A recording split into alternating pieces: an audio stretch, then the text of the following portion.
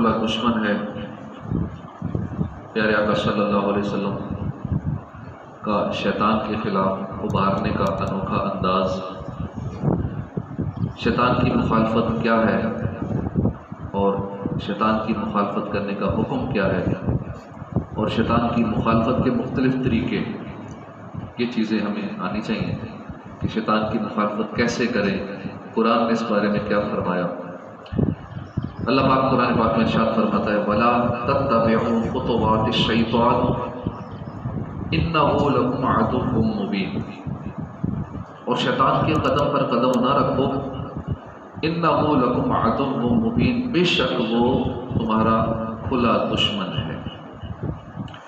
حضرت عبداللہ بن مسعود بیان کرتے ہیں کہ ایک دن حضور علیہ السلام نے ہمیں سمجھانے کے لیے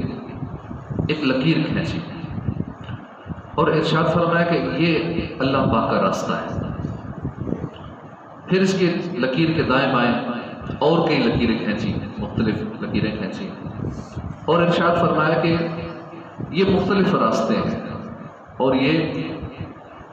ان میں سے ہر راستے پر ایک ایک شیطان ہے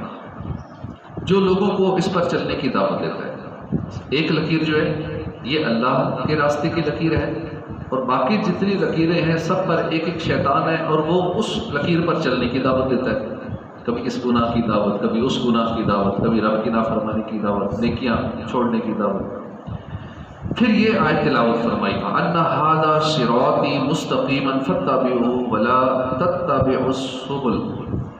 اور یہ کہ یہ ہے میرا راستہ، یہ ہے میرا سیدھا راستہ، تو اس پر چلو اور راہیں نہ چلو، اس ایک راہ کے علاوہ اور راہیں نہ چلو۔ اب شیطان کی مخالفت کیا ہے؟ اللہ کی عبادت کر کے شیطان سے دشمنی کرنا، جو جتنی زیادہ عبادت کرتا ہے وہ شیطان سے دشمنی نبھا رہا ہے۔ اللہ پاک کی نافرمانی میں شیطان کی پیروی نہ کرنا اور صدق کے دل سے ہمیشہ اپنے عقائد و اعمال کی شیطان سے حفاظت کرنا، یہ شیطان کی مخالفت ہے۔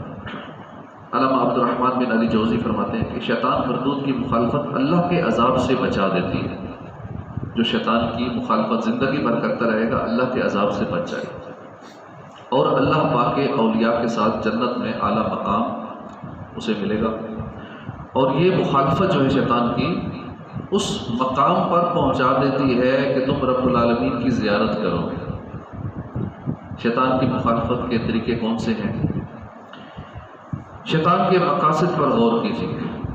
کہ شیطان کی مخالفت پر کمر بستہ ہونے کے لیے ضروری ہے کہ ہمیں پتہ ہو کہ شیطان کے مقاصد کیا ہے، وہ کیوں ہمارا دشمن ہے، کیا چاہتا ہے، کیونکہ جب ہمیں اس کے ناپاک عزائم کا علم ہوگا تو ہمارے دل میں اس کے لیے نفرت پیدا ہوگی اور اس کی مخالفت کا ذہن بنے گا،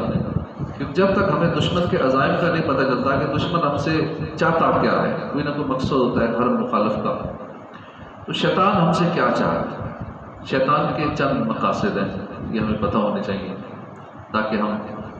اس کی طرف سے غافل نہ رہیں۔ پہلا مقصد ہے بندے کا ایمان چھیننا۔ سب سے پہلا ٹارگٹ اور مین ٹارگٹ یہی ہے کہ بندے کا ایمان چھین لیا جائے تاکہ ہمیشہ کے لیے جہنم میں ہو جائے۔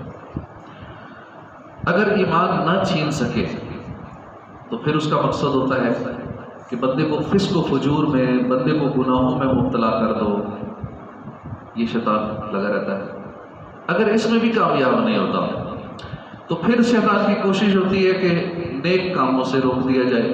بندے نیک کام نہ کر سکیں، نمازیں چھوڑ دیں، نیکیاں نہ کریں، عبادت نہ کریں، اعلیٰ مرتبہ پہ ان کو نہ مل جائے۔ پہلی کوشش ہے کہ مکمل ایمان برباد ہو جائے، پکے جہنمی ہو جائے۔ دوسری کوشش ہے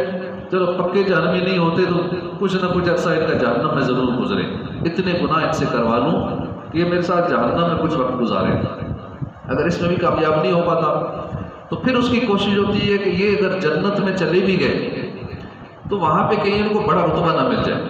جنت کے درجات نہ طے کرنے کا، تو اس سے روکتا ہے۔ لہذا انسان کو شیطان کے مذموم مقاصد اپنے ذہن میں رکھنے چاہیے تاکہ دل میں اس کی مخالفت کا جذبہ پیدا ہو۔ اللہ پاک اور اس کے رسول سے محبت کیجیے۔ اگر شیطان سے بچنا چاہتے ہیں اللہ سے محبت کیجیے، اللہ کے محبوب سے محبت کیجیے۔ شیطان اللہ کا اور اس کے حبیب کا دشمن ہے، اسی لیے وہ ہمارا بھی دشمن ہے اور ہمیں اس کی مخالفت کرنی ہے۔ جب ہم اللہ اور اس کے محبوب سے محبت کریں گے تو ان کی اطاعت کریں گے، جب اللہ اور اس کے رسول کی اطاعت کریں گے تو شیطان کی مخالفت ہے۔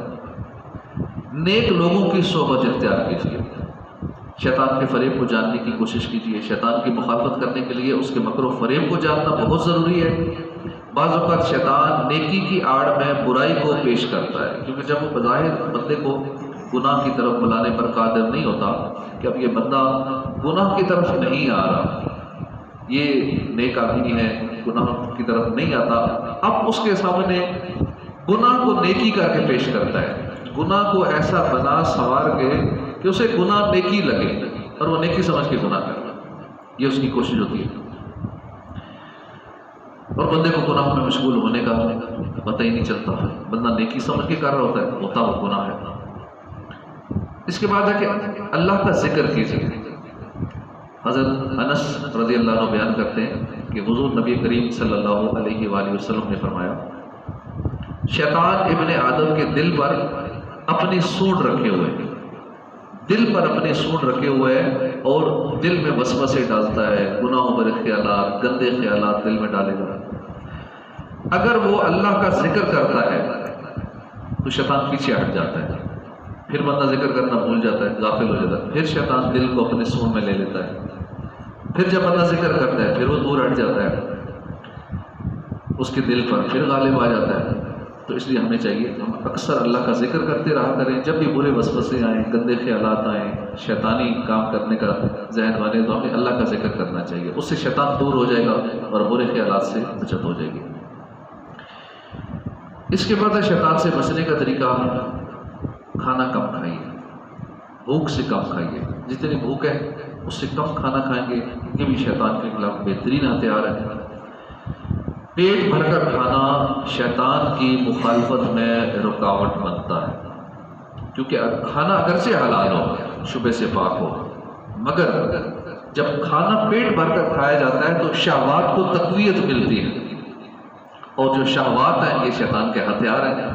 شیطان پھر انہی ہماری شہوات کو استعمال کرتے ہوئے گناہوں میں مبتلا کر دیتا ہے۔ تو یہ چند ایک ضروری چیزیں تھیں شیطان سے بچنے کے لیے، ان ہتھیاروں کو ہم استعمال کر کے، کیونکہ یہاں اور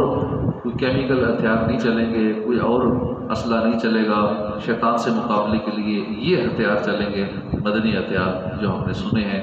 اس کے علاوہ اوراد و وظائف بھی ہیں شیطان سے بچنے کے لیے، تو ہم جب عبادت میں لگے رہیں گے تو انشاءاللہ شیطان سے بچنے کی وہ صورت بن جائے گی۔ اللہ پاک ہمیں شیطان سے بچائے، نیک اعمال کرنے کی توفیق عطا فرمائے، آمین بجاہ نبی الامین صلی اللہ علیہ وآلہ وسلم۔